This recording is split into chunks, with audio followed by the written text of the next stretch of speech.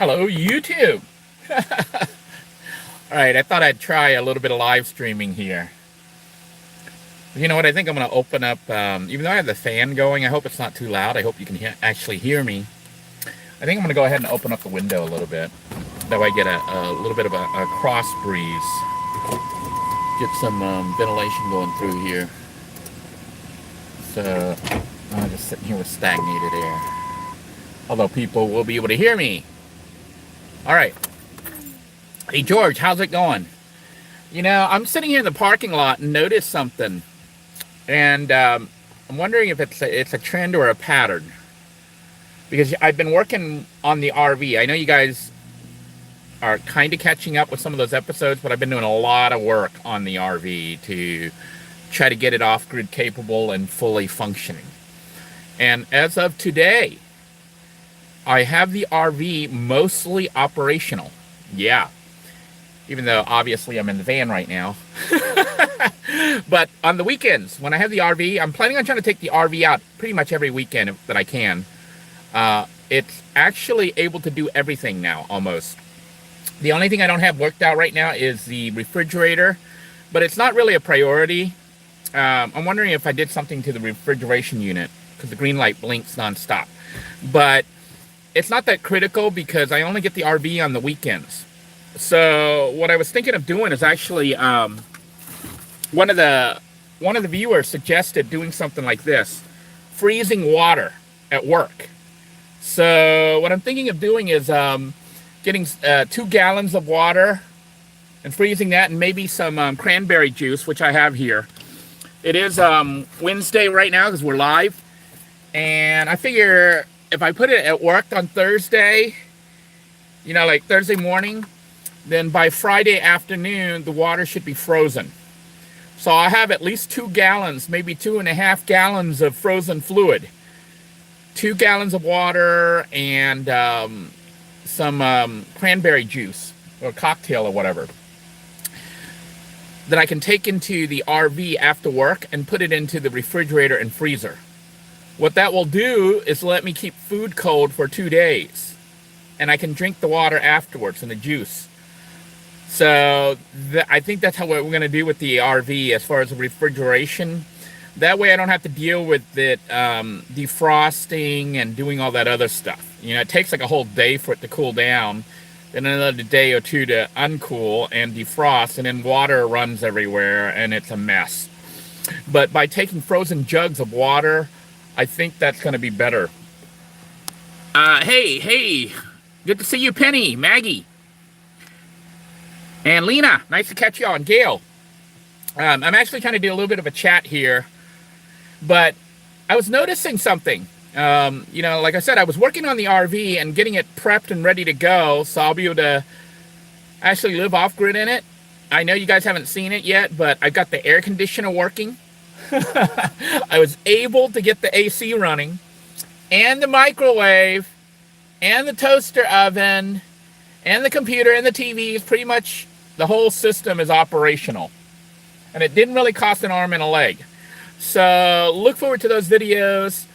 I'm trying to get the safety stuff done with all the lights, getting all the turn signals and everything working. So those are kind of boring videos a little bit, but I'm doing them just in case anyone else has to work on their RV or their vehicle, to how I went about kind of troubleshooting what was wrong and finding out what was wrong, and trying to fix it without spending too much money. But here I am in a parking lot, and I noticed a lot of RVs are parked out here. Some substantial, you know, they're like large.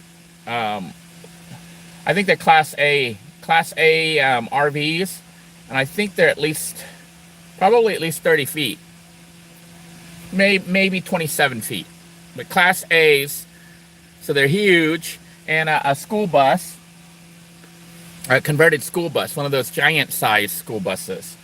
But what I've been noticing, I don't know who's in the school bus. I didn't look, or I did look, but I didn't see.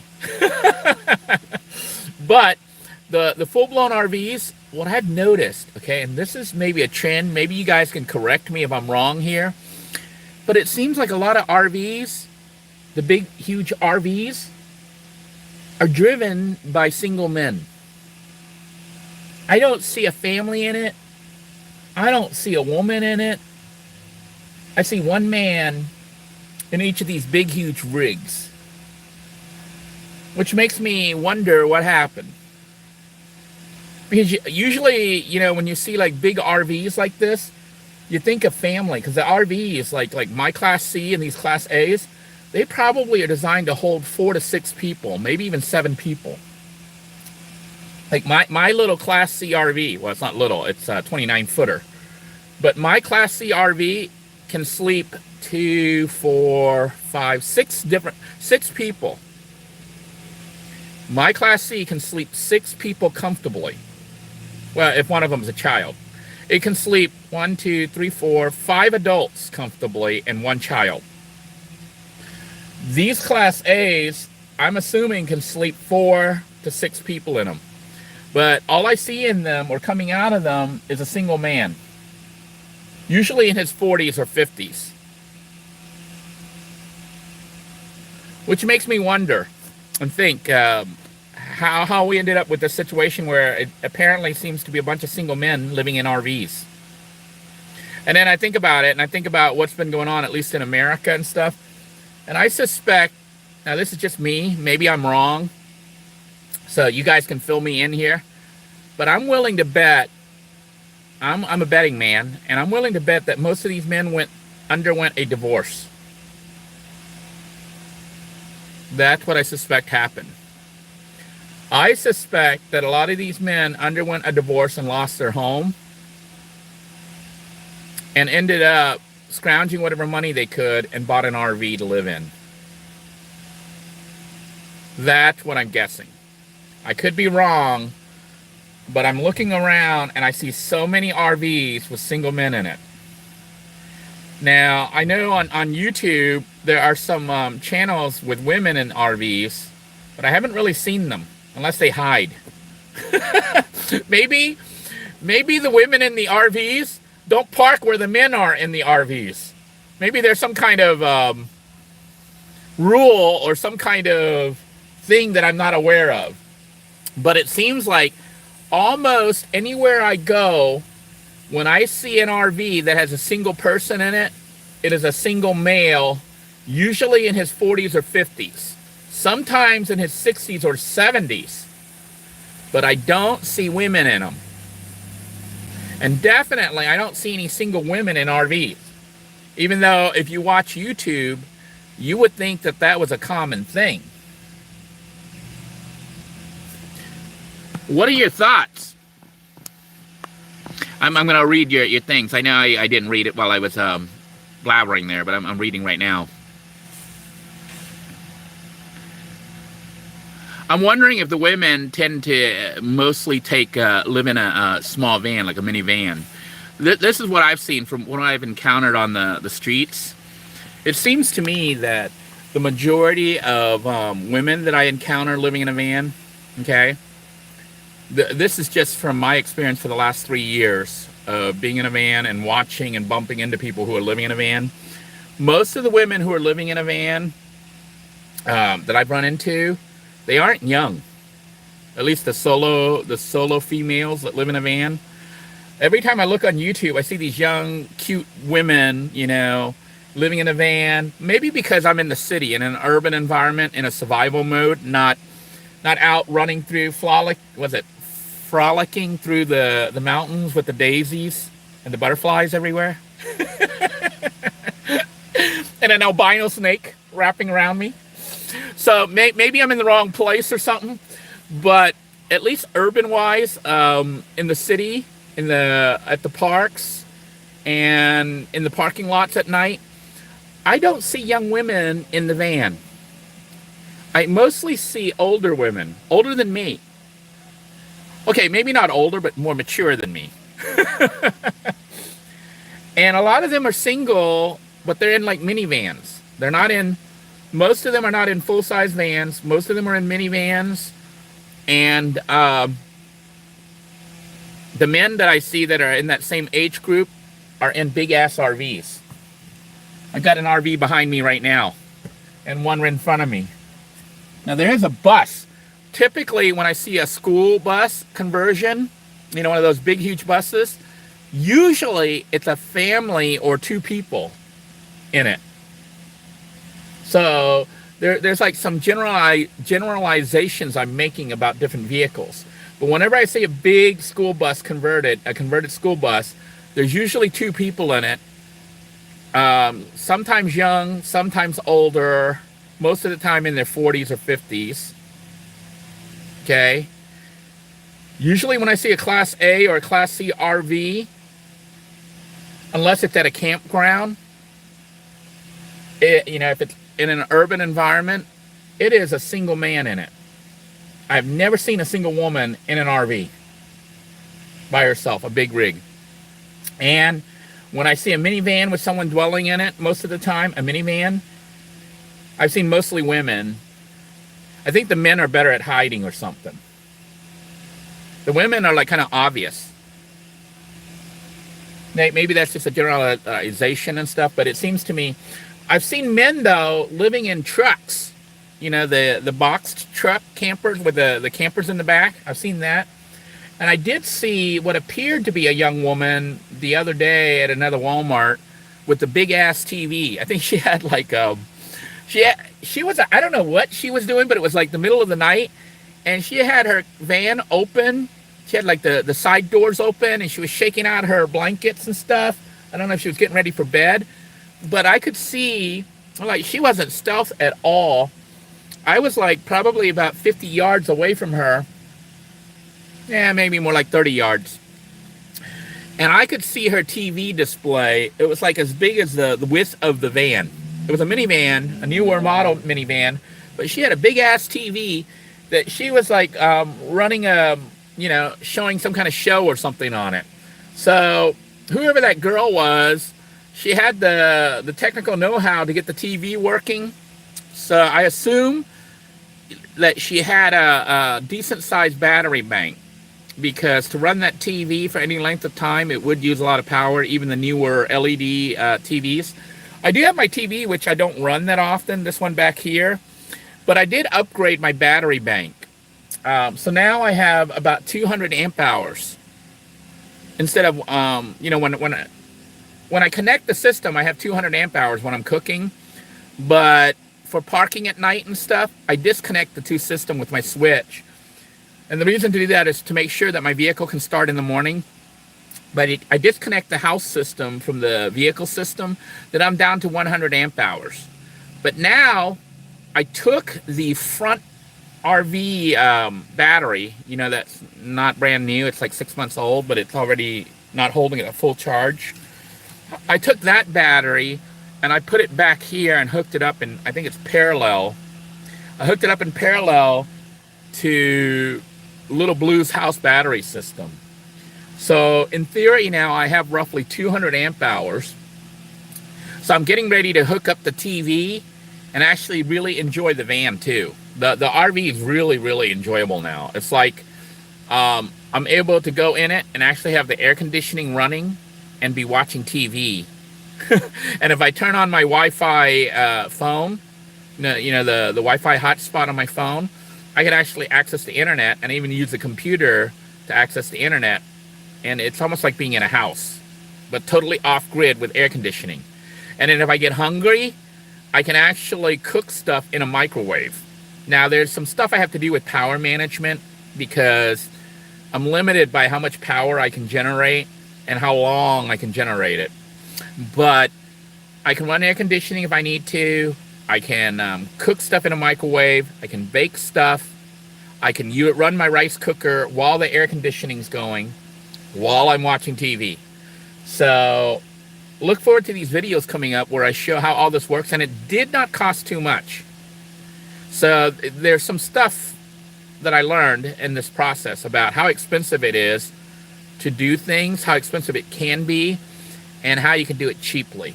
Like the way I did it, really, the capabilities that allowed me to do this, $90. $90. A $90 upgrade allowed me, well, no, more than 90. 90 plus, I think, $15. So $105. Let's go 100. Let's say for about $120. $120. I got my RV totally. This is at a minimum. Okay. For a $120 upgrade, I was able to get the RV totally capable of being off grid, able to run the RV's overhead AC system, and power the microwave and the oven, the miniature oven, the little portable oven thingy that I use, that I always cook with. You've seen all those cooking episodes, as well as running the TV and everything. $90 plus the adapter cable. And I got the system to the point where I don't have to constantly plug and unplug and do all sorts of weird stuff. The only thing I have to do is just, at the most, I plug in one thing, and that's it. And the whole system's operational. And I also have the ability to do it completely off-grid with self-generated electricity. Now, that was a bit more expensive. So I've got like a dual system set up in the RV. One runs off a generator, which is, I just gave it away. That's how I was able to do all that stuff with that generator I bought, a used generator. The other system is a little bit more expensive, and that is a battery system. But see, with the battery, I'm able to generate electricity myself. So that system cannot run the air conditioner. It can, I think, run everything else, but not the air conditioner. And I think the reason it can't run the air conditioner is twofold. One is, it's only a 2,000 watt system. I think I would need a minimum of a 3,000 or 3,600 watt inverter to do it. That's my rough calculation based on how I saw it behave. I always kind of do things to see what the behavior is. That's how I kind of learn. But yeah, my RV only has a 2,000 watt inverter. Well, it's got a dual system, a 2,000 watt and a 750 watt. But you can't combine them, So the 2,000 watt is the maximum, and that's not enough to get the AC going. And even if it were, you still wouldn't want to do that because my battery bank's not huge enough. I don't, to get a huge enough battery bank, I think you would need 2,000 amp hours. 2,000 amp hours, not 200, 2,000, which would be ridiculous. Okay, so I think that, and then you're like, well, maybe you could just run it during the daytime. You wouldn't need all those batteries. Yeah, but you would need to generate enough amps. You would need to generate like 2,000 watts. 2,000 watts of solar power to run your air conditioning. So what have I learned through all this? Do not bother, unless you got a lot of money, do not bother trying to get air conditioning working off your battery system, whether or not you charge it through the alternator or through solar. It's too expensive. It uses too much electricity for the battery bank to store the power to run the air conditioner. I mean, if I got it going on my RV, I think I could run the air conditioner, but I think it would run anywhere from 15 minutes to an hour at the most. And then it would deplete the batteries. So, 15 minutes to an hour and possibly destroying your batteries. I don't think that's really worth it. But using a generator, on the other hand, that is worth it. The question for me now that I'm still trying to figure out is how much gas. Unfortunately, I can't make my own gasoline. So I'm limited in the sense that I have to buy gasoline for that system to get the air conditioning working. But I need to do a test to see how long it'll run, that I can run the air conditioner and everything with gasoline, and so what the expense is per day. Let me go ahead and read your comments here. Okay, I'm going to scroll through here. It's a little hard right now because I'm on the little phone, and I'm like blind.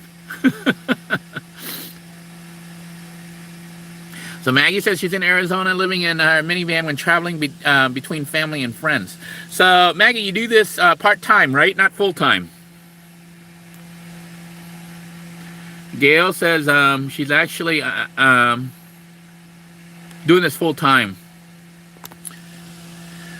Pretty much like me, Gail, almost. Except, I'm married, but with the circumstances the way they are right now, I'm still living in the van by myself. But I do see my wife on the weekends, when I can, and my kids. So it's kind of weird. And thanks to the viewers and stuff, and the ways the situation developed, I actually got the RV, and now the RV is like almost fully off-grid capable, like a tiny house. But based on my experiences and what I've seen so far with the RV situation and stuff, two things. I was looking at the Living in a Van Facebook group, and I noticed a lot of people were saying they were trying to buy trucks and vans, and prices are crazy. Like a used truck or used van, prices have gone sky high on them. Well, for something that's like 5 to 10 years old. That's why I tend to buy stuff that's really old and junky, because I can't afford $10,000 for a used vehicle. That to me is kind of expensive. This van that I'm living in right now, and I've been living in for 3 years, I think I bought for like $800, $700 or $800. That's like my budget, And typically when you're buying a vehicle that's under $1,000, you're looking at something probably more than 20 years old. Now, full-size vans and stuff, I've seen them, and I'm looking at them, and some of them are pieces of crap, and they want like $5,000 for them. So I think what's happening is a lot of people are now getting into van dwelling and stuff, probably not even by choice, but by necessity because of the economy and losing their jobs or going through divorce and having this situation where they're actually having to consider living in a vehicle. And maybe not even consider it, but forced to do it. So it's kind of driving the prices up. But you know what I'm going to tell you? This is a little secret, but it's not really a secret. Okay, and that is this. I don't know if you've noticed, but like on Craigslist and even Facebook has a section called free giveaways and things like that, or even for sale. But people will give away RVs. Yeah. They usually give away big RVs, the ones that are harder to sell, like the Class A's and the Class C's.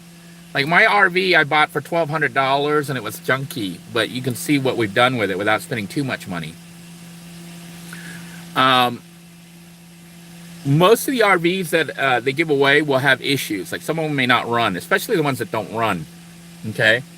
But if you have an ability to secure a parking spot somewhere, like you have family or friends that would allow you to park it there, an RV might be the best choice.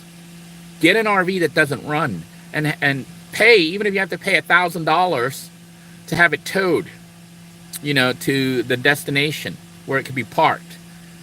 Then you could fix it up and live in it like a house. Because it's an RV, you can do anything with it almost, because it's, it's considered an RV or a trailer or whatever, or a camper that's on a trailer. You don't have an obligation with regulations like for your building, like you got to get permits and other stuff like that. So with an RV or a camper, you're free to fix it up and make it a tiny house on wheels. And that may be an option to go if vans are scarce. But also the other big thing about it is this: the differences that I've seen between me living in the van, like right now, and living in the RV is very, very stark contrast. It's like when I'm in the RV, I don't really feel homeless. Although I feel nervous right now because of parking situation, but really right now because the RV is in storage, and when I take it out, I don't feel the nervousness. I feel like, woohoo, it's weekend. I get the RV and I'm going to go camping somewhere, whether it be urban camping with it. And pretty soon I'm going to be hitting some, trying to hit some scenic areas or parks or wilderness, boonies and stuff, to do some real camping in it. It's a different feeling than being in a van, like right now, kind of hiding. Although right now with the bright light and my windows open so people can hear me talking to you guys, I'm not really that stealth. I'm not really hiding.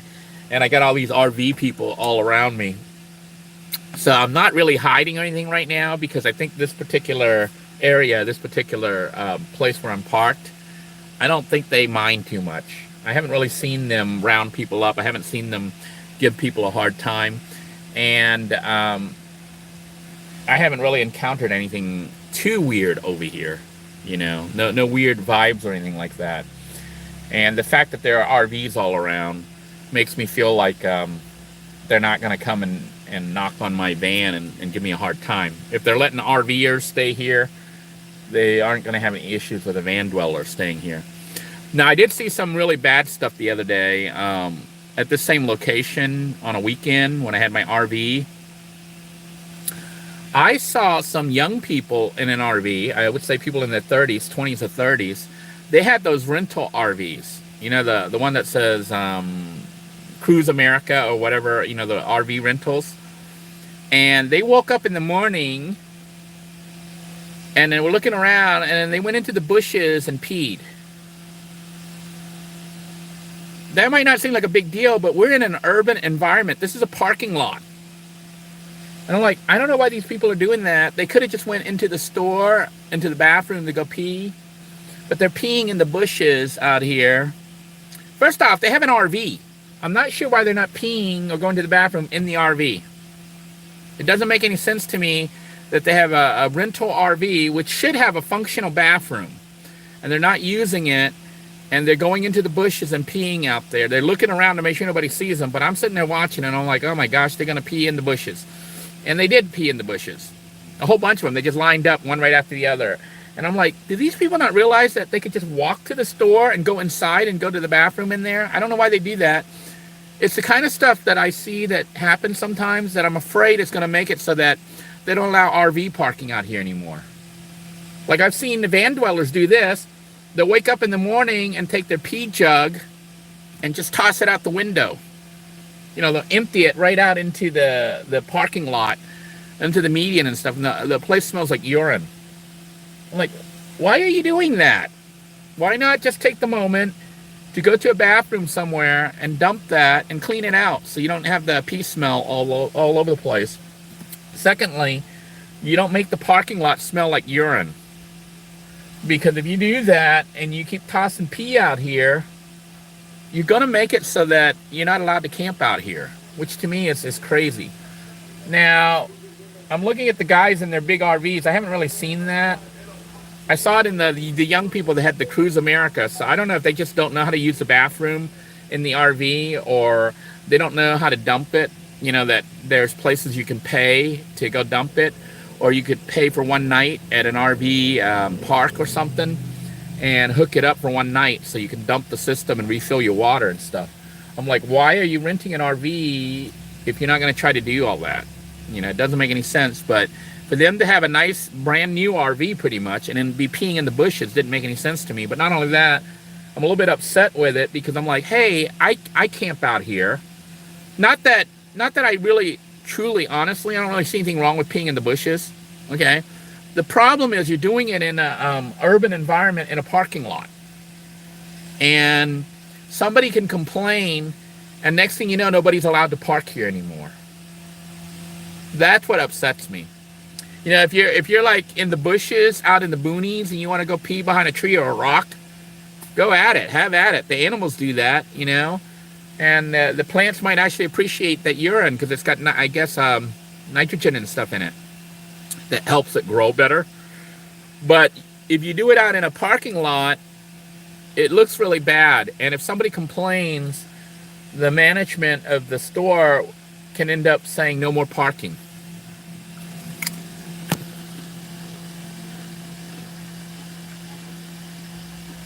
Yeah, Maggie thinks the men are from bad divorce. Honestly, Maggie, I agree with you. I believe these men lost their home. They may have had to give it to the women, or they had to split it and sell it or whatever. And the men end up getting RVs because they're comfortable with learning to drive it. I think a lot of women may feel overwhelmed with driving a big rig like a Class A or a Class C RV. I know that for me, Remember the white knuckle experience driving such a big vehicle? The thing's like 30 feet. It's 29 feet long. It's huge. But now that I'm taking it out semi-regularly on the weekends and stuff, honestly, I'm starting to get comfortable with it. I know that my first time driving a minivan versus driving a small little sports car, because I used to drive like a little MR2. I like little two-seater cars. When I first made the transition into driving minivans, they felt pretty large for me. And I know driving a full-size van was huge. So, but then popping into a 29-foot RV Class C was huge. I feel like I'm driving a behemoth. But now that I've driven it several times, and, I know the engine works fairly well. Although, I had an incident last weekend. I took it out, and the engine actually kind of slipped. It didn't want to go into gear. So that has me a little bit nervous. But then it caught, and then it went into gear. So I'm like, I'll have to double check the transmission fluid. But the fact that it kind of slipped makes me a little bit nervous, because, that was one of the issues we had with it initially. But the other thing that makes me a little bit more comfortable with it is, I know you guys haven't seen these videos. You guys are so far behind on the videos right now. Florida has those causeways, and I had been afraid to drive over the causeways because they're really high. Some of them go like 100, 150 feet in the air. So I went on the causeways.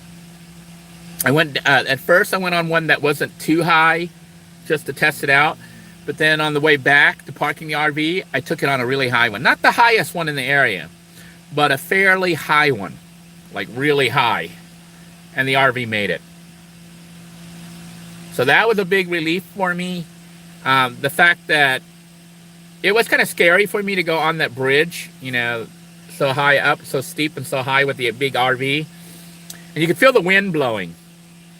So it's a little bit scary, but I'm beginning to gain a little bit more confidence, a little bit more trust in the RV. So, I guess it's like baby steps for me right now, learning how to drive the RV. So I can only imagine these guys in the Class A's. They're even, typically a Class A is even bigger. Here I'm watching. Well, let's peek on that guy. So the guy that's parked in front of me, diagonal right over there, I'm not going to show him for his privacy, but I'll describe what I see. It is a big, fairly new Class A, probably about a 30-footer. For some reason, he doesn't have his windows shut. But he has one side with window curtains, but the side that's towards me has the door, and all the windows and the front cab completely open. And I see him walking around. I guess he just got back from buying stuff in the store. And he's unpacking the food. And he's just putting things up. But he's got his lights on. So everybody can see inside. Look at the one behind me. The one behind me is a little bit more private. It's like completely dark. And they had like a little bit of light, like a little blue light, like mood light or something. But the one up front, he's got all his lights on. Everybody can see inside. And yeah, it's like a 40-something-year-old guy, and he just came out, getting more stuff. So he's shopping, and right now putting stuff into his little house on wheels. I don't know if he just got it. It's just weird that he doesn't have his, it's just weird that he doesn't have any curtains. I know that when I didn't have the curtains for like 1 week. Curtains were one of the first things I got. I didn't want to be like on display for the whole world in the RV. But that's what's going on with this guy. The weird thing is one side has curtains. I can see the opposite side. Oh wait, maybe that's not a curtain. Maybe that's just the angle of the light hitting from the other side. Somebody's shining their light. No, there's curtains there. But on my side, he's got no curtains, and the front cockpit area has no shades. Even my van right now has shades. Maggie says the women are more likely to caravan. I think so. I think there's safety in numbers, and I think that's actually a very good idea. One of the things I think people should do, but I think women tend to do that more than men. I think women are more social than men.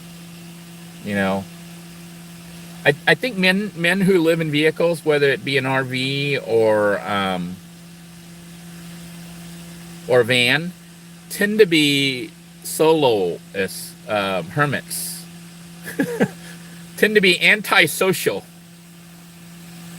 I think women, for the most part, are a bit more open to collaborating, and working as a group. I think it's just, I don't know if it's a sexual issue, just how people are because of their sex, or something else. But I'm looking at guys, and I see a lot of single guys, and I don't know if they're happy or not, or if they're lonely. I was watching a little bit about Nomadic Fanatic, because now that I'm starting to get into the RV and the RV lifestyle stuff, I've started to look at some of the channels, and Nomadic Fanatic is kind of an interesting character. Apparently, I don't know if you guys follow him, but he's huge. But I was looking at him and trying to figure out his situation, and apparently, in the time that he's been on, he's had like several girlfriends. So it is possible to attract women while living in a vehicle, especially an RV. I don't know about a van. I don't know how many men actually attract women living in a van. But I will tell you a little secret for all you men out there. Okay, I ended up getting married while I was still living in the van, but it didn't have anything to do with the van. Some people think that that your living situation defines you. It doesn't. You could be in a tent, you could be on the streets, you could be in a van, you could be in an apartment, you could be in a hotel. It really doesn't matter. Well, it does kind of, but not right away. I think the most important thing that you have going for you is your mindset. When I was living in my vehicle, and I was still single, after the divorce and stuff, I was actually dating. I was still dating.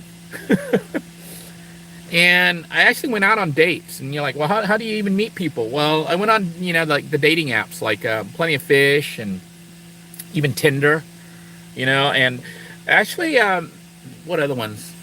Several others. And some of them I even paid for. The paid for ones are junk. Well, some of them are. I think what they do is they have fake profiles on there that act like they're interested in you. But anyhow, women have it a lot easier on dating apps and stuff than men do. But men, it's not impossible to meet women on the dating apps or the dating programs or the dating sites. And I did go on some dates and stuff. And I was living in my van at the time, which was a little bit, kind of embarrassing. It was like, hey, let's go back to your place. Sure. Come on to the parking lot. But no, what I did was I wouldn't tell them, because like when you're meeting on a date, you're just trying to, for me, I went into it with the attitude of, I'm just here to have fun. I'm here to meet people. I'm here to look for a travel partner. The fact that I'm in a van, depending on what happens, because at that time I didn't know what was going to happen next. I was like, I have a van. It's actually designed to hold upwards of 2 people, 2 adults. So in theory, if I got a free-spirited woman who wanted to travel, we could hop in the van and take off. And that to me was actually ideal. I was like, well, my ideal situation would be I meet someone who was like me, not afraid. I think it's very important to not be afraid. And I know that that's a hard thing for a lot of people, to not be afraid.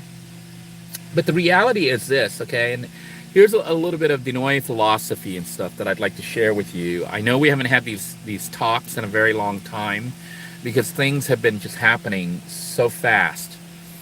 But life is a gift, regardless of your situation.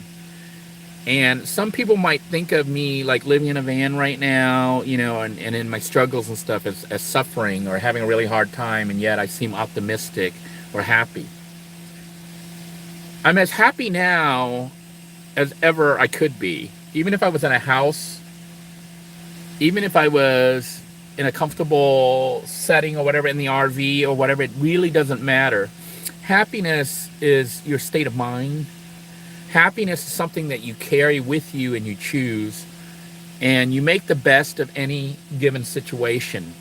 And if you can do that, no matter what life throws at you, you're going to be happy because you choose that. And you choose to live your life to its fullest, regardless of financial constraints or anything else that can come at you. You don't let it rule your happiness. And I say this because I just had another death that was very sudden that happened to a friend of mine, which makes me a bit sad. But I did see that what happened. Let me backtrack a little bit. I had a friend on Facebook, not a close friend or anything, but a friend that I met through another friend, I think, a while back. But this guy was in the Air Force, and he was a tech sergeant, and he was getting ready to go to Thailand, and, you know, and he was going to be stationed, I don't know, at the embassy or whatever. And he was getting ready to go to Thailand, so of course he wanted to meet me because he found out I was Thai, and ask some questions and stuff before he went to Thailand. Well, he had a very young wife. Like, he was in his, at the time, I think he was 30-something, but his wife was like 20-something. And they went to Thailand and stayed there, I think, like 3 or 4 years, and they came back. So the guy is like, I think, 45 or 46. Well, just a few days ago, he had a heart attack and died. Just like that. Just like that. So his widowed wife went on Facebook and posted about her loss. And it was devastating. I mean, she's young. They've got a bunch of kids. And I think they've been married like 12 years. So it was very, very sudden, like unexpected. Because he was like 46 years old. Health-wise, he might have been a little bit overweight, but not not grossly overweight. But he had a heart attack and died just like that. And the reason I bring this up is the reason I bring this up is this. When it is your time to go, you go. When you have that attitude, then no matter what happens, no matter what your situation is, you always make the best of it and you try to live it to its fullest. Because when your time is up, your time is up. And now he was living in a house and had all that stuff, had a beautiful young wife, had his kid, had what you would think would be a full life ahead of him. And yet, like that, it was taken away. Now, I had some words of wisdom and stuff that I shared with my friend about, you know, my own philosophy about life and how we're just here briefly in this time. When you understand, you know, about eternity and the soul and the spirit, and you believe in that, then this time that we have on earth is very, very brief. Whether it be 10 years, 6 months, 100 years, it's still very brief when you consider that we are eternal beings, that we are here forever until the end. Which, you know, we might talk a little bit more about that on Pay It Forward when I do more of these chat sessions where we talk. And hopefully I'll have a computer screen so I can actually read your stuff and respond. Because right now I'm on a little tiny phone. It's hard for me to see the stuff unless I do this, and then, you know, you see my big face on the screen all day. But basically, if you go with the attitude of knowing that no matter what happens, you're always going to make the best of it and enjoy your life, even if it's not as blissful as you would think or would want it to be, you're going to be happy. And that's the attitude I've always had, regardless of my situation and my circumstances. And some people can't believe or don't understand why I would have that. If you only knew all the stuff that I've experienced and all the things that I've gone through, There's been stuff that's been far worse than what has been featured on this channel. And I survived. And I'm still here. And still moving forward and continuing to enjoy my life, to the end. Whether it be a year from now, 6 months from now, a week from now, tomorrow, 10 years from now, 20 years from now, I don't know. It doesn't really matter. All that really matters is that here and now, I have an opportunity to make the most of my life and the people that I encounter and how I act and interact with people. And that's why I choose to do the things that I do. That's why I choose to try to help people when I can, even though some people think that I'm in a situation where I shouldn't be helping anyone but myself. I do what I do because you don't know when your end is, when the end comes. And how you live your life becomes how your life was. What you did during the limited time that you were given here on earth. During the limited time that you were given here as this person. So I say to each of you out there, take advantage of this moment that you still have right now where you are alive, even if it seems messed up. And if it is a messed up situation, the key is knowing that as long as you live, as long as you breathe,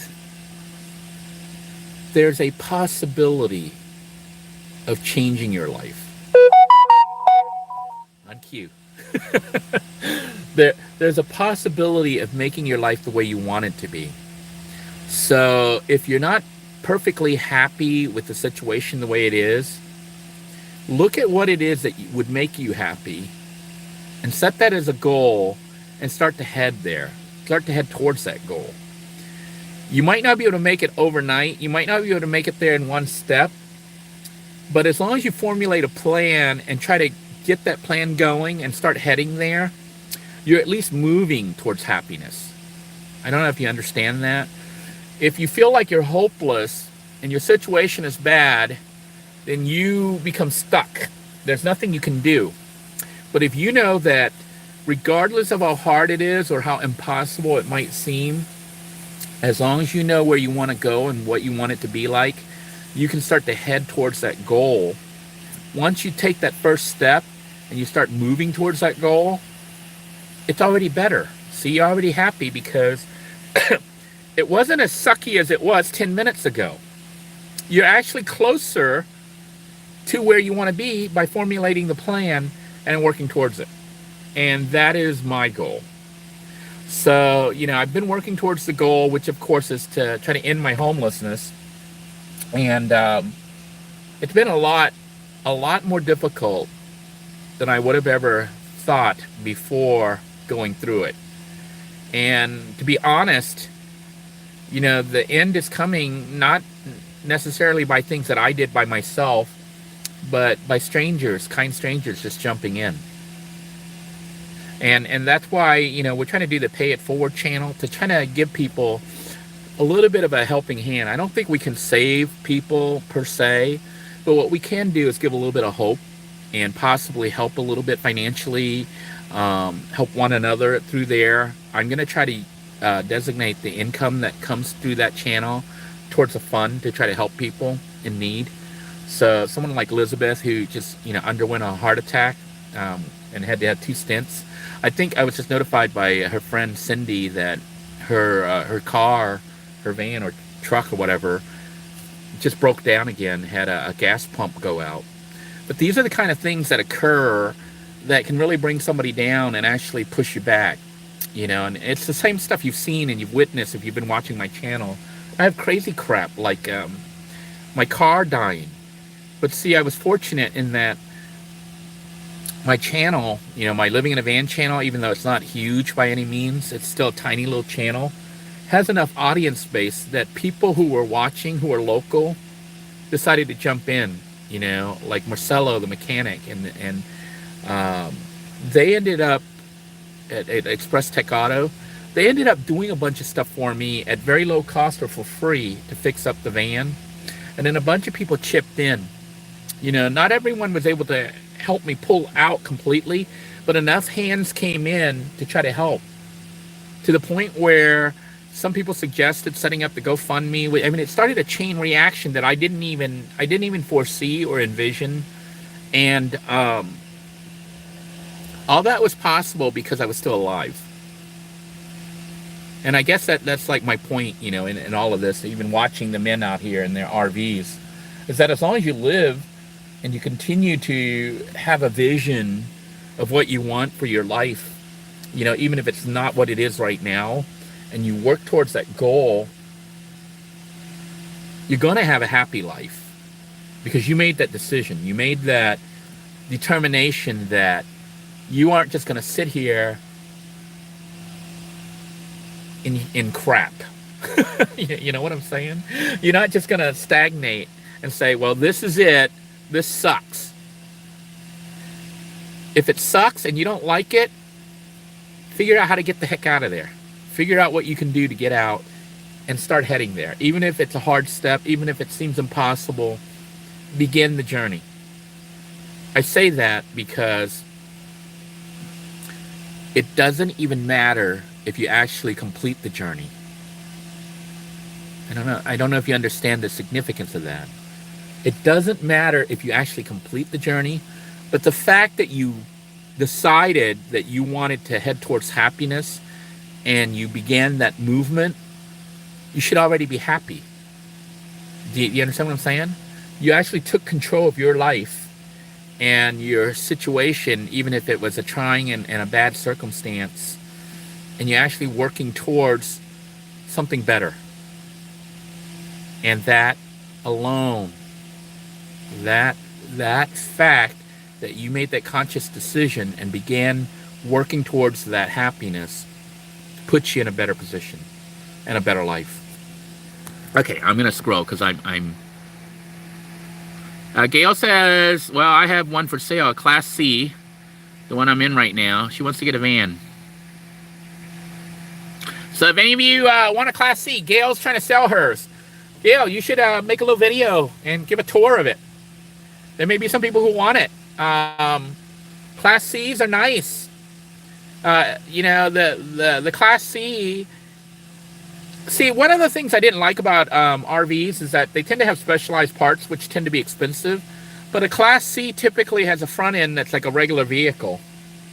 So the engine and some of the parts there aren't too bad. You can find them. It's the RV specific stuff that can get expensive. But if you're like me, cheap, then you could modify it. You don't have to go with the original stuff. You can just put up wainscoting on the inside of the vehicle. You can just use panel board for the ceiling. If you don't mind that it doesn't look like original stuff and you don't care about it, you just want it a little bit nicer than what it was when you got it, you can fix up RVs fairly cheap. Just use a little bit of imagination and have fun. I'm actually enjoying the RV renovations because it's allowing me to do creative stuff. Like, I don't want to give things away, but it's really nice. The RV is making me so happy right now because it's a tiny house on wheels that is totally able to run itself. Like, I can make electricity. I don't need to be plugged in. It's nice. It has the capability to be plugged in and work as a regular RV, but off-grid capability where I can generate electricity and do stuff if I need to. The only thing I'm missing right now, which I'm going to be working on, is the rain catchment, sewage disposal, and that's about it. Then the thing is totally food, of course. I don't know if I can have a farm in the RV. Have chickens and stuff in there. Maybe have a pet chicken. A couple pet chickens that can lay eggs. So you can have breakfast, at least. I don't know. Maggie says most women can't afford an RV. I think that women who could get an RV. I see them given away for free on Craigslist. I see them given away for free on Facebook. And maybe I will start posting them on the Pay It Forward channel You know, when people announce it, I know I posted it on the Facebook group before for living in a van. Usually this kind of stuff is local. So if we set up a network of people on Facebook as well as on YouTube, uh, keeping an eye out for things like this and sharing it to the group, you could benefit from it. And if you're getting something for free, there's a high probability that it's going to be in bad shape. But if you watch my videos and stuff, you can see that even as bad as good enough looked, it was fixable and not that expensive, because I took a lot of shortcuts and stuff. I didn't do it right. Okay? I did it good enough. I had to do it within a budget. The total reno, other than the mechanical parts and stuff, the repair, mechanical costs and stuff, that's expensive because you have to pay a mechanic and you have to buy all these components. But as far as the renovation to make the RV habitable and stuff, we're talking less than $1,000. And then to make it off-grid capable, about $1,000. So for $2,000 plus the cost of the RV, which in some cases could be free, you could have a tiny house on wheels. So realistically, you know, if you can find a free RV, like a project I would do if I had land somewhere, I would pick up a junk RV that is nothing but the shell and build out a tiny house on it and try to do it for under $2,000. I think it's possible. How do I think it's possible? I built a tiny cabin, a tiny little hut in the woods for $800.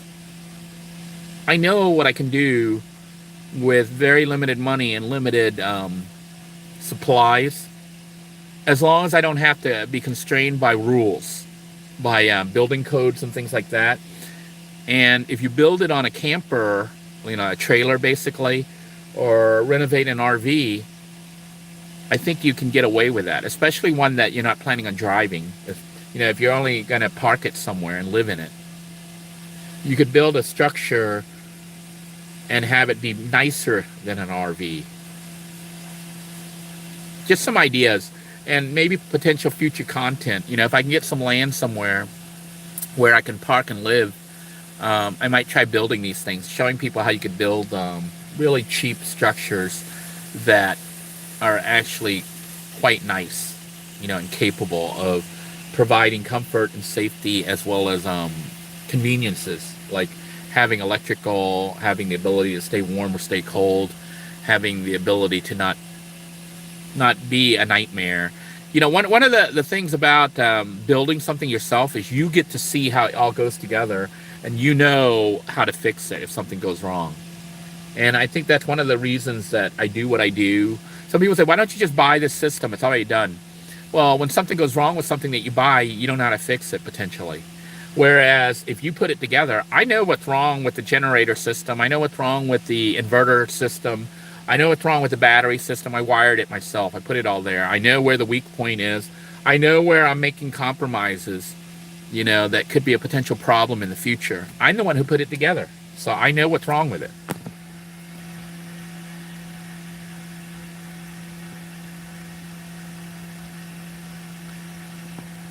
So Gail is putting it out there. If anyone wants to trade a nice van for her RV, okay? And I can understand a lot of women may not want to drive an RV around because they're kind of big, you know? And that may be why, like I said, I don't see a lot of women in RVs. I really don't. I see mostly men. But I think it has to do with comfort level, you know? It's a big rig. And you know what they say about women drivers?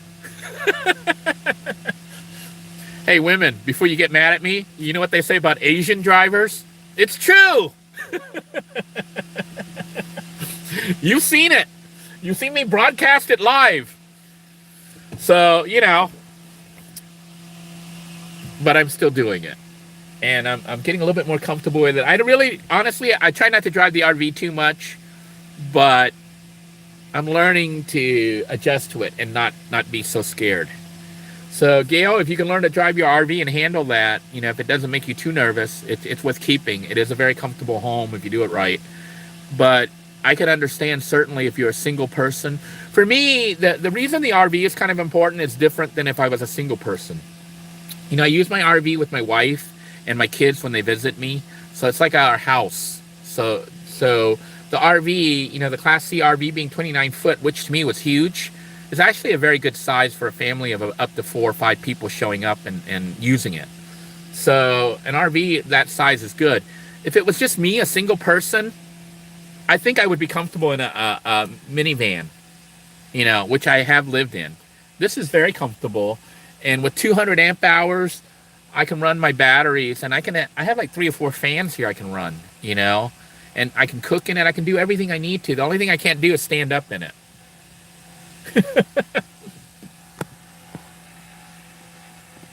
Yeah, it's already hot in Florida. Yeah, that's why I have I have the windows open here, so there's cross ventilation, even though I got the fan going on here blowing at me. See my hair? See the hair dancing around? Okay, I'm just continuing to scroll here. You know, Penny says she doesn't own a TV. TVs can be bought if you know, first off, new ones are now not too bad. I think you can get a new one, a smaller one, for about $70, $60 or $70 a LED TV. If you're willing to go LCD, you can get them from the thrift store for as low as $10 to $15. And you can get an antenna, an HD antenna, for about $10 to $15, or you can just make one by running wires. You know when they say HD antenna, don't fall for that. A regular antenna works just fine. Okay? And, you know, if you have an old, like, rabbit ear antenna, you just plug that in and you can have TV on it. I think TV is worth getting, depending on where you are. If your location is in the boonies and there's no broadcast, you know, stations nearby, then you won't be able to really use your TV. But if you have internet access, you can actually watch TV. Download an app called Pluto TV. Pluto, Pluto. It's called Pluto, and it is like a streaming TV service that's free. It'll turn your phone or your touch tablet, as long as you have an internet connection, into a TV set, like a cable company. It has a scrolling menu with all the channels and stuff. Literally hundreds of free channels.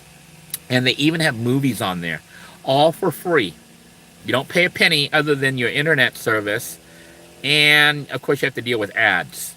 But, you know, it's like watching me on YouTube. You deal with the ads. So the ads are what pays for that content. So it doesn't hurt to watch those ads.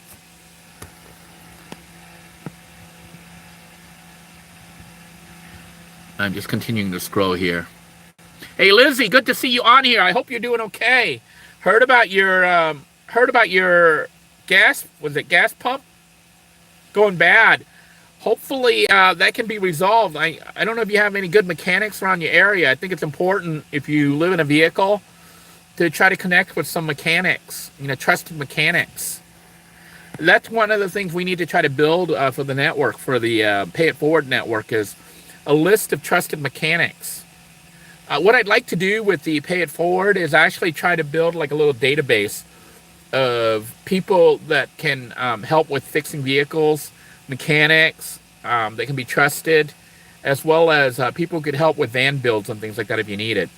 And another thing that I wanted to point out is, like, for those of you who don't have money but want to live in a van, I don't know if I did the episode on it or not yet, but Bob Wells, Connie was telling me that Bob Wells actually has a charity, a foundation, where he gives away vans like that they build. They build a van for you to live in. So I need to try to get the link for that. Maybe if I can find the link, I'll put it on under this video, or put it as a pinned posting. That might be the easiest way, is to make a link. You know, I'll make a comment with the stuff and pin it. Or if one of you has a link for it, it's Bob Wells's charity, and it maybe was supporting, and not maybe, I think it is what's supporting, where he and his volunteers actually buy a minivan or a full-size van or whatever, and they convert it into a livable tiny house on wheels. And as far as I understand, they actually give it away for free. I'm not 100% certain, but you have to apply for that. So look into that. If you have the link for that, post the link. I will, once this video processes, I will I will repost the link and then pin it to the top of the comments. So anyone needing a van to live in, needing a vehicle to live in, can try to go through Bob Wells. Originally, I thought of trying to assemble teams to try to build it and help each other build, but if Bob Wells is doing it, and he's like a larger channel than me and has like a full network of people who are experts, I think it would be better, having them build it, because you've seen my van build. It's just sort of me making it up. I have no clue what I'm doing. I just hook it up and, see if it works. And if it works, it's good enough for me. Okay, I'm continuing to scroll here.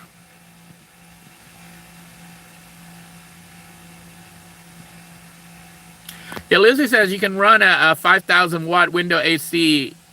You mean a 5,000 BTU window AC from 400 amps AGM. She's done it briefly.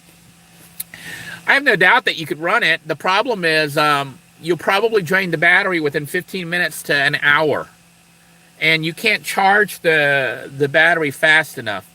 That's the big problem with running air conditioning off batteries. Okay, and I just had one of our members from Living in a Van ask me about trying to run microwaves. I did get my microwave working, and I can get my microwave working with the battery powers, for the 400 amp hours that I have of battery power on the RV. But to be honest, it's not really worth it, other than if I had the engine running. If I have the engine running because I'm charging the system through the alternator, I can run the microwave and cook food using electricity from the battery pack. But it actually drains it quite a bit. But the alternator is charging it up super fast. Okay? So the RV is actually being built like a Big Blue. It's like a giant size version of Little Blue. And the reason I'm doing it that way is because it's what I'm familiar with. It's what I know works. So don't be surprised at the RV, even though it has a full-size kitchen, which can be used when it's parked. It's going to have a mini kitchen in the front console area, the front area where you sit, the cab area. It's going to have a miniature kitchen in there, a kitchenette if you want to call it that, where I can cook rice and maybe even another side pot of using a rice cooker. So I can cook rice and the dish with the rice while I'm driving somewhere. And the reason that's important, it has to do with power consumption. When you use electricity to make heat to cook food and stuff, it is very expensive as far as how much power you use to generate heat. And that's why Little Blue, you'll see me when I'm cooking, I'm driving. Because the electricity is being generated for free, and I'm putting the energy of the electricity into heating food up. Cooking rice and baking ribs or cooking ribs or steak or whatever that I cook in my pot.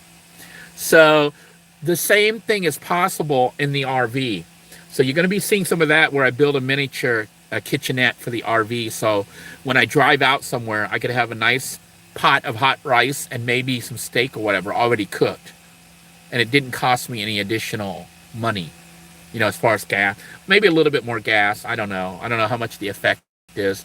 But I know that the convenience of having hot food cooked and ready to eat when you arrive on your camp location, if it's in the boonies, is incredible. To be able to pull the RV, park it, and then serve dinner and have a nice fancy table to sit at.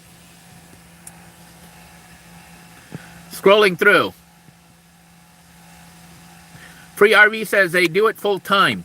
I think it's very important to try to attract RV people to this channel as I learn my RV journeys, because there's nothing that beats experience. I'm fairly new to the RV world, so there's a lot of stuff that I'm doing that may be wrong or not the best way to do it. So I like having RV people here because they know, like some people were telling me how to work the refrigerator and things like that. Little things that I still don't know, like how you get the stove to work on the propane system, which I mean, there's an oven. I have the RV has a countertop. I got the LP system working for the gas for cooking, but I don't have it for the oven, which isn't critical, but it'd be nice to know how that works. And also the refrigerator, getting it to work on the LPG gas system. I still don't know how to do that. I'm able to get it to work on 120 volt power, shore power, and I think I can do it, off the battery pack, my 400 amp hour. If I use that as shore power, I don't know yet. It's still an experiment in process. But that's the kind of stuff that somebody who lives in an RV full time and has had experience living in an RV could actually help me. And not just me, because this channel is viewed by a lot of people. You'll be helping other people too. So it's important to bring people of all experience levels into this channel. I know, like I say, I mention it a lot. I really don't know a lot. Most of what I've learned, I've sort of either made up or I've studied some YouTube videos, but mostly it's the viewers kind of giving me hints and a little bit of information here, a little bit of information there, and then me, I guess, synthesizing, reading the stuff, analyzing it, and then synthesizing and coming up with a workable solution.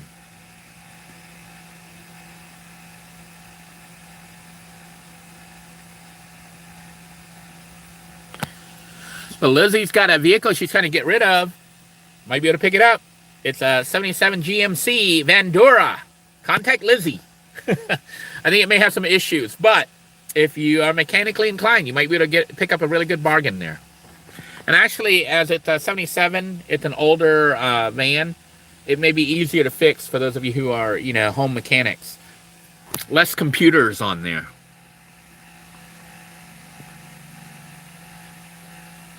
Hey, Angry, nice to see you. Hello, Timothy. Hello, Timothy.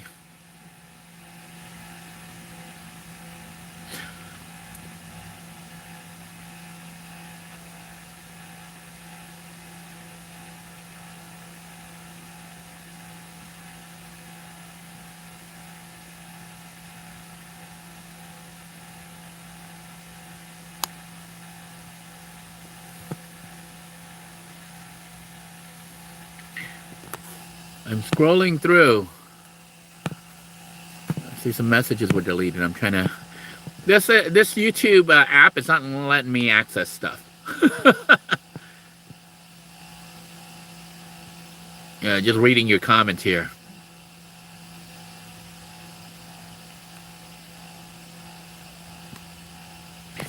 A Angry says, I know this woman who quit college and followed the dead in a van. She was and is gorgeous. This was 30 years ago. You should look her up. Oh, Nomadic Fanaticus has a few gals for sure. Yeah, I'm just trying to figure it out. I'm like, people think that because you're in a van, that you can't have a relationship. You can't have relationships with somebody. People are attracted to you. I think it makes it a little bit more challenging having relationships when you're in a van. But it's not impossible. Like if you guys have been following this, I got married. But before I got married, I went on a bunch of dates. I had dates. And part of dating is trying to see if you guys get along and how you get along and stuff. And if they find out that I live in a van, they do one of two things, okay? They either scream and run, or they want to join. Well, they do one of three things. Like if I was on a date, and somebody finds out I live in a van, and for them, they don't want to see me anymore, then I already know they're not the type of person I would want to hang out with or spend my life with. That because they find out they liked me or whatever, and we went out a couple times or whatever, and they found out that I lived in a van and that scared them off, then that's good screening, because that's not a partner I would want for my life. I would want somebody that, even if they found out I lived in a van, it doesn't scare them off. They may be curious about it, want to know more. And if they were really my partner, they would actually be excited about it, because it gives us the ability to travel cheaply and do things. And if they have a house or something, that potentially is something good, but it's not why I date. I'm not looking for somebody to move in with. When I was dating and stuff, that was not the reason for dating. The reason for dating is companionship, trying to find somebody who enjoys going out and doing things, enjoys having company and can make me laugh, and I can make laugh, and can share beautiful moments with, like, if we happen to be at the beach and the dolphins come up. Those are the things that attract me to somebody and want me to have a companion. And really, I want a companion to travel not just the United States, but the world. And that is my ultimate goal. It is. Some people say, what do you see yourself 10 years from now, Denoy? Well, I don't know where I see myself exactly, but I do know this. Hopefully, within 10 years from now, I'm going to be all over the world. I'm going to be out there exploring and doing things. And not just by myself, but with my partner. And I think that is the big reason for wanting to date. I know some people live the van life because they want to be by themselves, but I see a lot of people get lonely.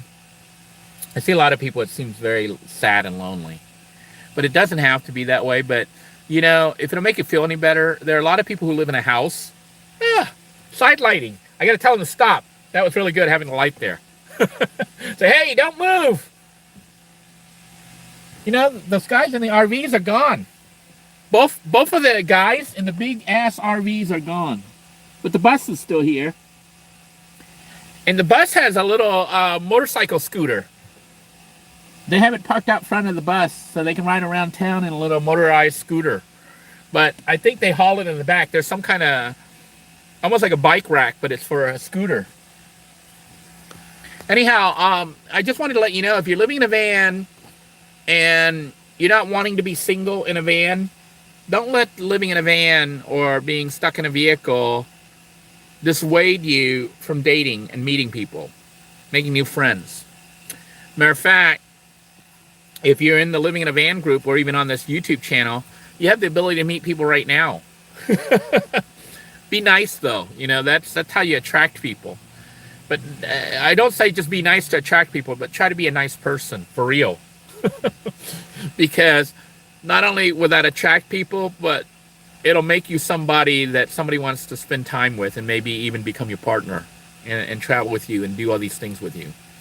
I say be yourself, but at the same time, if being yourself means being an asshole and being mean to people, don't be surprised that no one wants to hang out with you. Don't say, why doesn't anyone want to hang out with me? Because you're an asshole. Nobody wants to hang out with an asshole. Be nice.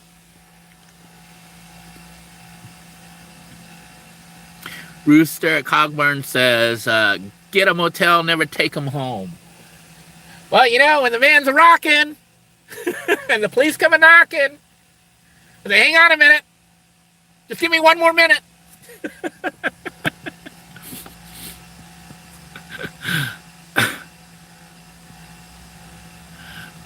Yeah, Nomadic Fanatic has quite a few ladies. I don't think it's because of his fame or anything. I've watched the guy a little bit. I haven't watched a lot of his videos, but I watch him once in a while. He seems like a nice guy. He seems kind of interesting.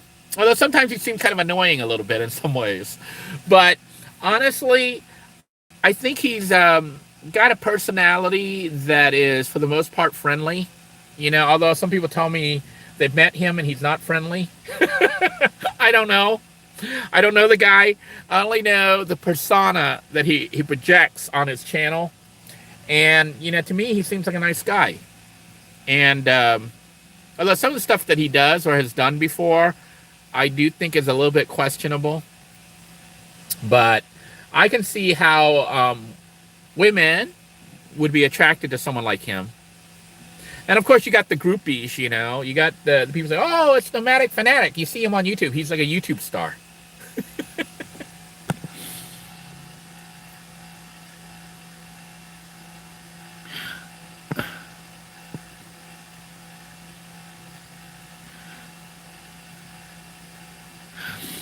Rooster wants to know if the government steals my payroll for child support. I don't know so much about stealing as they do, they do wage garnishments. They do that with anybody who has child support. At this point right now, everything's like caught up. So, things are stabilized because I am working.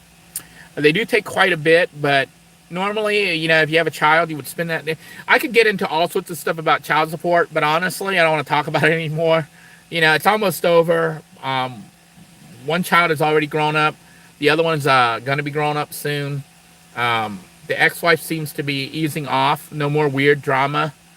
There's some sad stories on that end as well that explains to me a lot of things, but I won't get into that. From my perspective right now, because of what has happened and the viewer support that I've gotten and the viewers on here and the kindness and compassion and what they've done for me, I just cannot thank the viewers here on this channel enough for what you've done for me, to put me to this level of where I am right now. I'm not exactly done on my journey with moving forward to try to travel and do things, but I'm a lot more stable now than I was 3 years ago.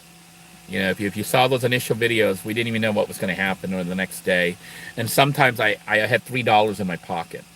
You know, right now I'm starting to get some savings, although I spent quite a bit on fixing up the RV and trying to prep the RV and stuff. But I have a nice little surprise for those of you. I don't know if I'm going to run it, and maybe I will, to show you what I do a little bit. But I had a little bit of luck that helped boost my income for fixing the RV. Let me put it that way. So you'll see that episode coming up. It is kind of an interesting episode. It could end up getting a lot of views because it is kind of an interesting episode. Kind of exciting, really. Okay. Lizzie is one that I see not living in fear.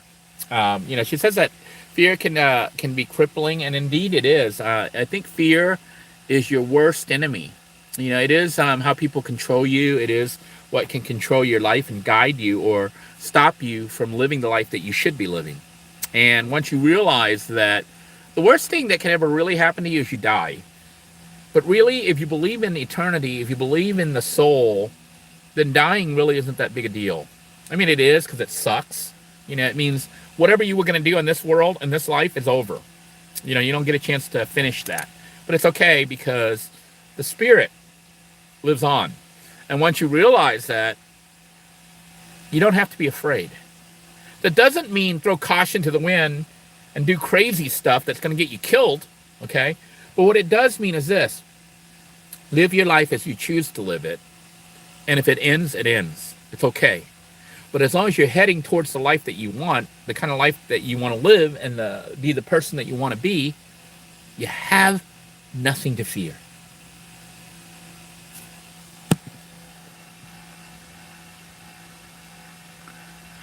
Just scrolling through. I am reading.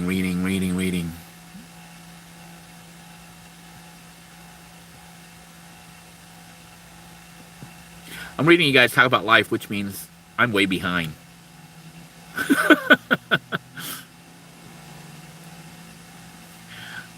Timothy says he's 2 blocks from Disney, so he gets free fireworks every night. See, that's something to look forward to. You know, that's an expensive show. I bet you they spend for Disney, they spend probably more than a couple thousand, maybe even upwards of $10,000 for each of those fireworks shows. Maybe a couple of thousand. And he gets to watch it free every night.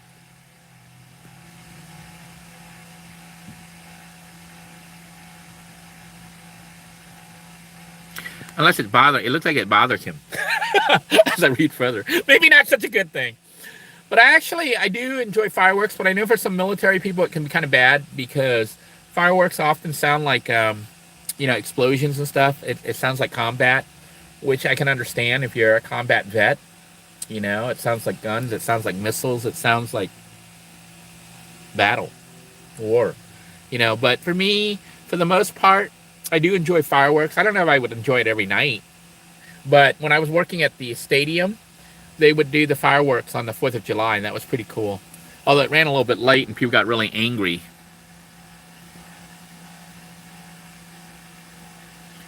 I'm just scrolling through here. I'm trying to catch up with you guys. I'm way behind you guys.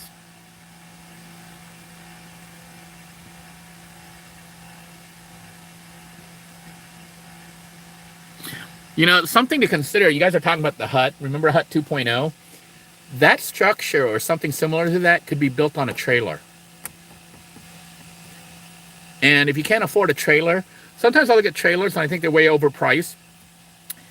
People are getting rid of RVs. As Timothy said, you know, he said if he had his way to do it, he would tear down the walls and stuff. Well, you know, if you have land and you have time and stuff, if you really want to build a fairly nice house but don't know where to start, I would recommend buying a piece of crap RV, or maybe getting one for free. The reason is, if you can get one with the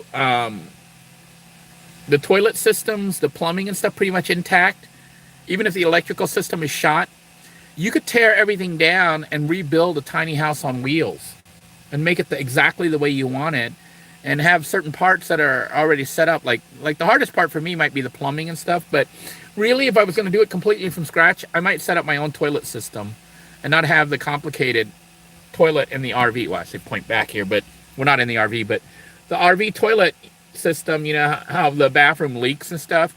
That's because I don't know how they did it, and there's some kind of leak somewhere. I don't know where it is. See, I wasn't the one who did it.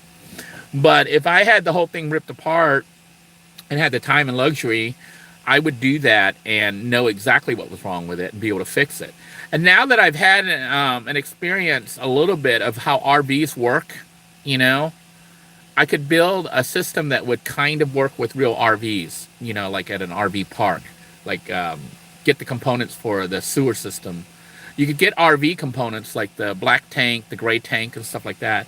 If you were going to get all that, buy a junky RV that has that, that's not leaking, that's intact, and then just build on top of it. I mean, I'm just putting some ideas out there. For those of you who are trying to, you know, that may be homeless, whatever, or about to become homeless, but you don't have a lot of money, as long as you have a place to work, you know, where you could park the RV and work on it, you could possibly build a really nice tiny house on wheels that has electricity, sewer, running water, and all this stuff, probably for under $5,000. And if you're really cheap like me, you could probably do it for under $2,000.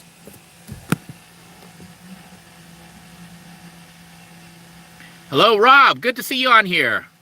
Hope everything's going well with you as well. The Geek Maid wants to know if she's the only girl on there. I don't think so.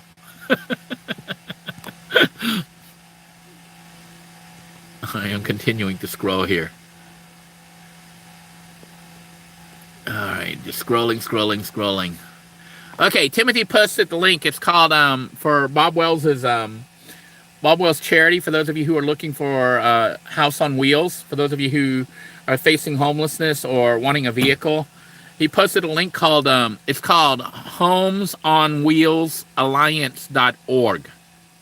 Homes, HOMES, on Wheels, WHEELS, Alliance, ALLIANCE.org, ORG. I am going to go ahead and copy that and post it as a pinned posting underneath this video. So if you've watched through all this and you want to know more about that, click on that link. And if you're not looking for a home, but you want to support a network that I think is worthwhile with sharing, it would be that one, to try to help people who are homeless or about to become homeless, but looking for a vehicle to live in. Because I think Bob and them do a good job with that kind of stuff. And he's really good at promoting it.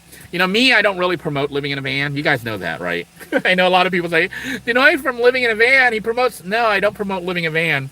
I show you how to do it if you have to. Okay, there's a difference between the two.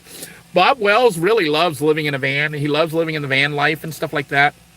Me, I don't really like it. You know, I don't mind doing it, and I can do it, and I've learned how to do it, and I share how to do it, or rather how I've done it. But really, I don't promote this. It's hard. It's a hard life, living in a vehicle. Not for everyone, but for the majority of people.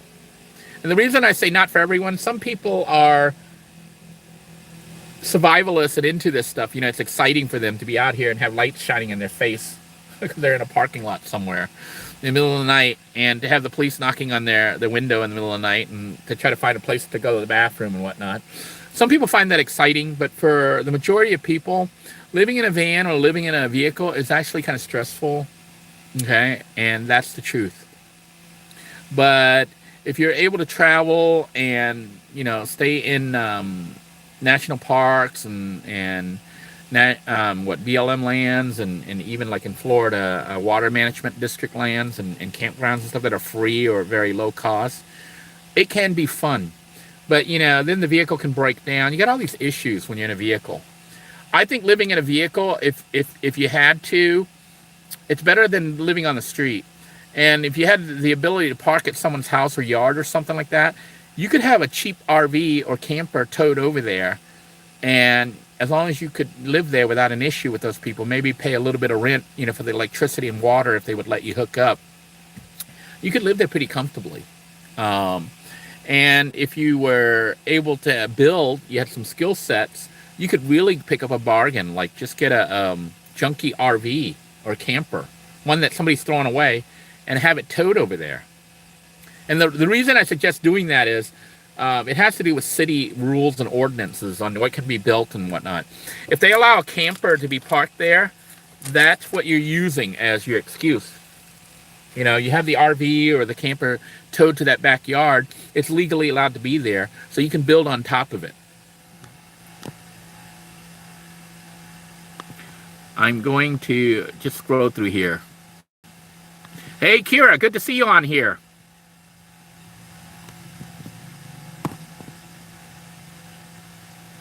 Hello, Seattle Judy. Haven't seen you in a while. Welcome back. All right, I am so far behind everyone.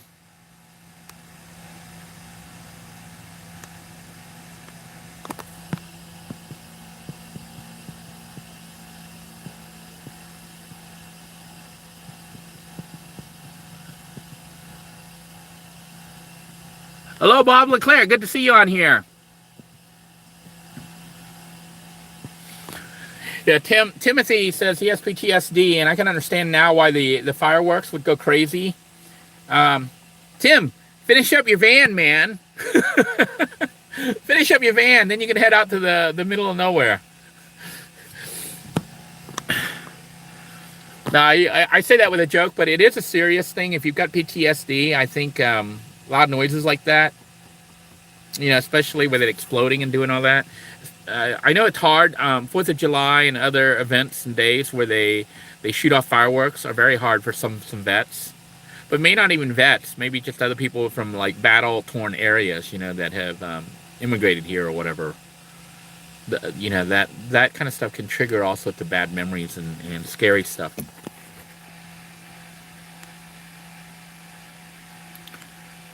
Scrolling.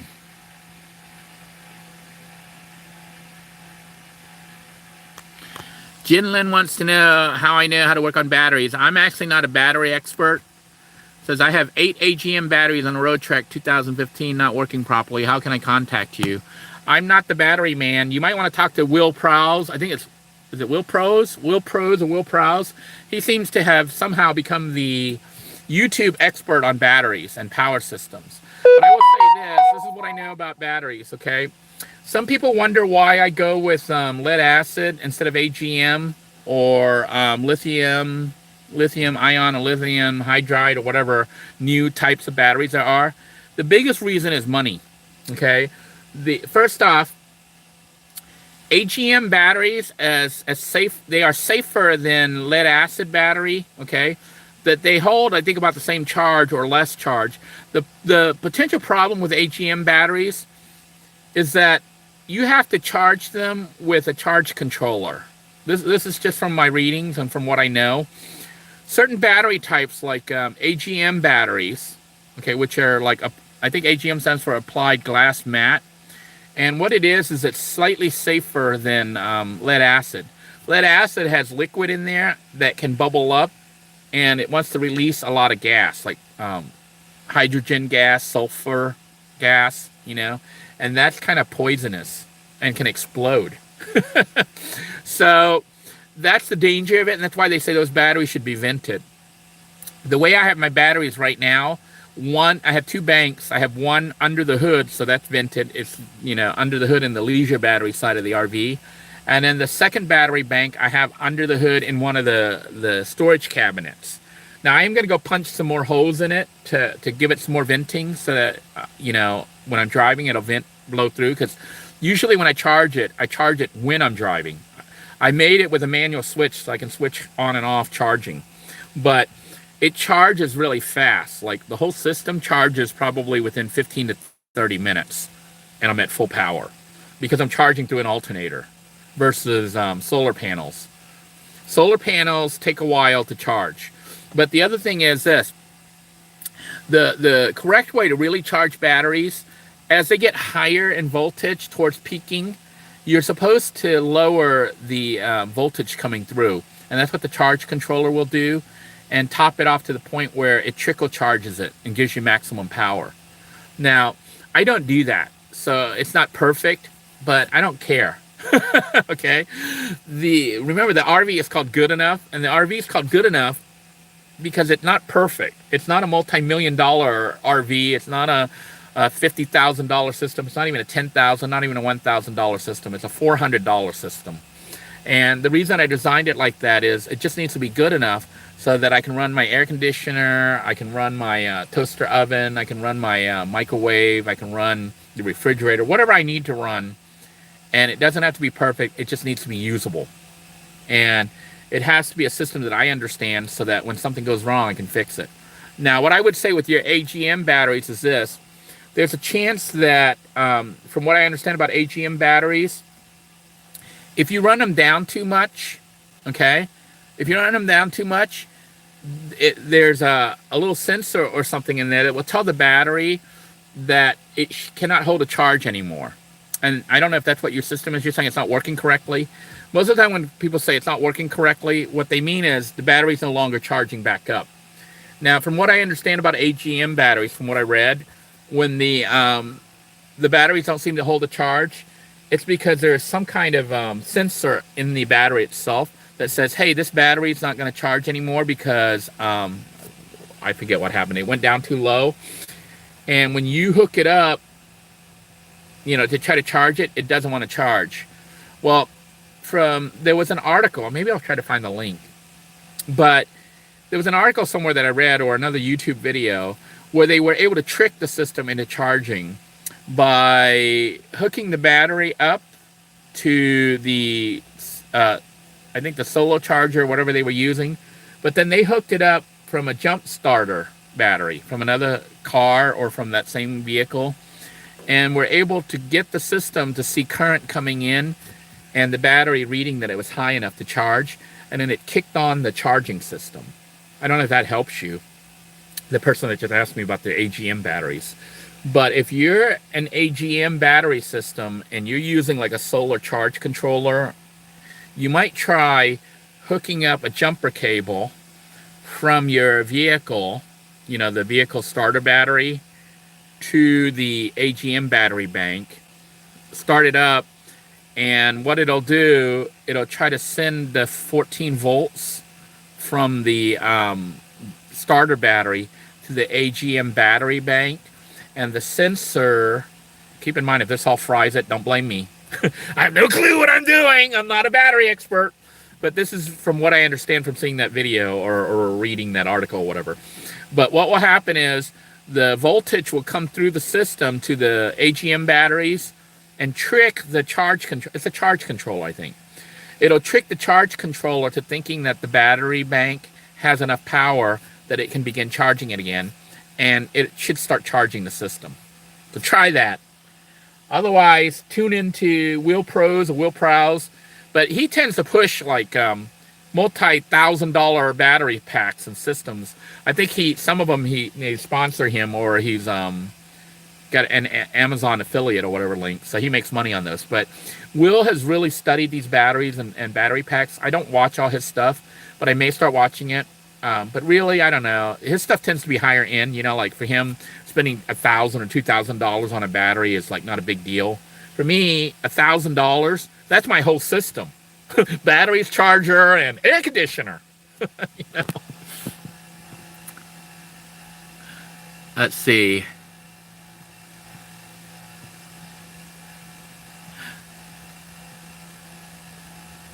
Yeah, Jen Lynn, I hope you got my message on there. You might try, like I said, buy a, I don't know what's wrong with the system, but I'm assuming it's not holding a charge or not charging back up. And I'm assuming, because you're saying you have a Road Trek and with 8 batteries, I'm willing to bet you have a really nice system with solar panels and everything.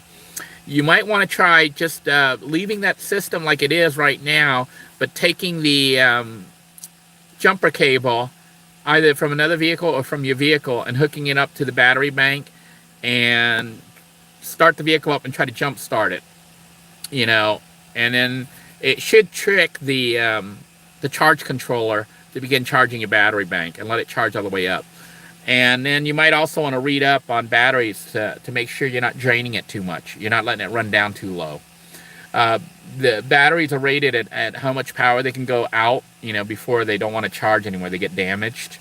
And AGM batteries and charge controllers, you can't go below a certain threshold or they don't want to charge anymore. But that trick to put a jumper cable on it may solve your problem, and it should cost you maybe $15 for a jumper cable. Poverty wants to know if I've been using the generator for electricity. For my RV, I'm actually using both. The generator is able to run everything. It'll run the air conditioner as well as the microwave and everything else I need to run. So generator for me is when I'm in luxury mode. I'm able to run everything as if I was on grid. Almost. I have to do some power balancing, like turn certain things off and turn others on and whatnot. So I'm able to do that with the generator, and it was a $90 generator. So you don't have to go crazy. I bought a used one. It wasn't a name brand or anything. I bought it at the flea market for $90. And I am so happy. It was one of the best things I could have gotten for the RV. I also have a 400 amp hour battery system that charges through the alternator, and it is cheap lead acid RV batteries, marine batteries, deep cycle, which aren't the best, but they're cheap. And the reason for getting lead acid versus AGM, the main thing is price, but the second reason is this. I can easily charge those by using the vehicle's alternator. The alternator generates roughly 14 volts, and it won't overcharge the system.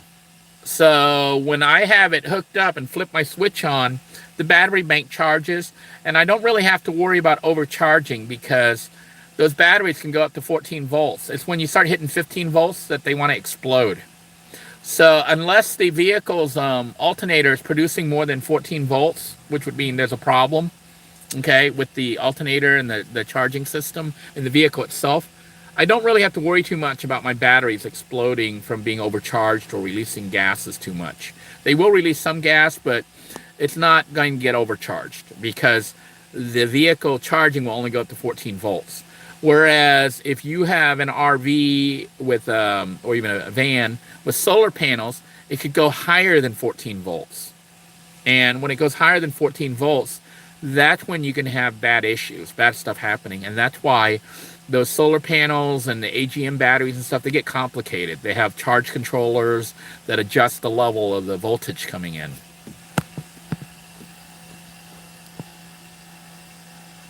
There, Lizzie has given you some information. Jin Lin, hopefully they'll be able to help you. Anyhow, I am going to go ahead and sign out. I'm getting sleepy. This live chat's almost 2 hours. I can't believe we spent that much time on here. But I did enjoy talking to you guys. We're going to try to do this on the Pay It Forward channel once that system is up, once they let me do live streams on there. Most of this channel is actually going to be relegated to van and some RV stuff, mostly pre-recorded, but our live streams will be on there and we'll be able to chat on there. I do want to point out and emphasize, if you're new to this channel, you want to chat with these people that you see on here and try to make new friends and stuff, because that's the whole point of the Pay It Forward stuff, is to have people connect with one another so you get to know one another and can kind of help each other out, and you're not like dealing with random strangers, but you're dealing with people that you know and connected with and are your friends. Anyhow, I hope you all have a very good night. Stay safe. Jin Lin, the first thing, if your batteries aren't charging, look up on YouTube, AGM batteries won't charge. Okay?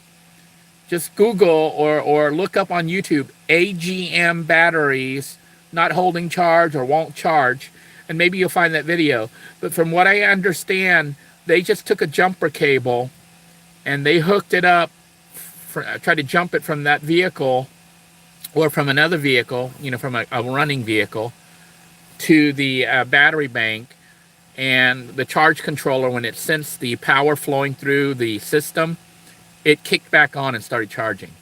So hopefully that will save you some money, and it, basically for the cost of a jumper cable. I think that will fix it. I'm not 100% sure. Anyhow, have a good night, everybody. I want to thank you all for joining me. If you enjoyed this video, please make sure to give it a thumbs up. And remember, once we hit 1,000, we're going to be moving this kind of stuff over to pay it forward. Have a good night, everyone. Bye-bye now.